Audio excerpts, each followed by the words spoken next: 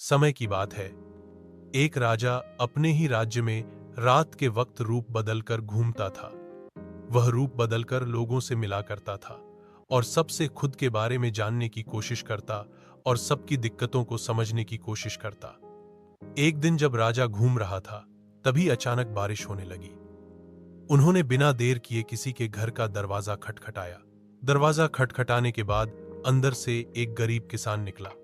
वह उस घर में अपनी पत्नी और बच्चों के साथ रहता था। बारिश बहुत तेज थी, इसलिए किसान ने राजा को अपने घर के अंदर बुला लिया। राजा ने घर के अंदर जाने के बाद किसान से बोला, क्या मुझे कुछ खाने को मिल सकता है? मुझे बहुत भूख लगी है।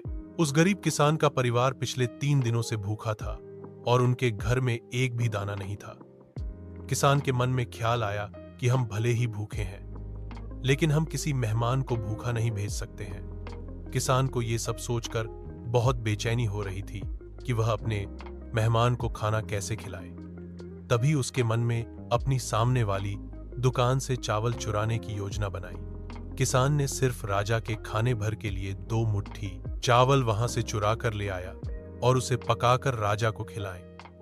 उसके बाद बारिश थम गई और राजा अपने महल वापस लौट गया।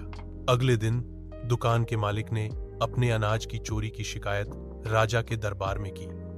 राजा ने फिर दुकान के मालिक और गरीब किसान को उनके सामने आने का आदेश दिया। सभा में सबसे पहले किसान पहुंचा और उसने राजा के सामने चोरी करना स्वीकार कर लिया और पिछली रात जो भी कुछ हुआ था सब राजा को बता दिया था।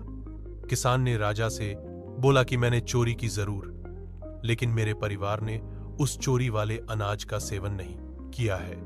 गरीब किसान की बातों को सुनने के बाद राजा को बहुत अफसोस हुआ और उन्होंने किसान को बताया कि मेहमान के रूप में वह उसके घर पर आए थे। उसके बाद राजा ने अपनी सभा में पहुंचकर दुकानदार से सवाल किया कि क्या तुमने अपने पड़ोसी को चावल चुराते हुए देखा था? दुकानदार ने हाँ में जवाब देते हुए कहा कि मैंने इसे रात में चावल चुराते हुए देखा था। दुकानदार की बातों को सुनने के बाद राजा बोला, चोरी के लिए सबसे पहले मैं जिम्मेदार हूं और दूसरे तुम, क्योंकि तुम्हें अपना पड़ोसी चोरी करता हुआ नजर आया, लेकिन उसका भूखा परिवार नहीं। तुमने एक अच्छे पड़ोसी होने का फर्ज बिल्कुल नहीं निभाया है। इन सब के बाद राजा ने दुकानदार को वहां से भेज दिया और किसान की अच्छाई और अतिथि के प्रति प्रेम को देखकर उसे उपहार में सोने के 1000 सिक्के दिए।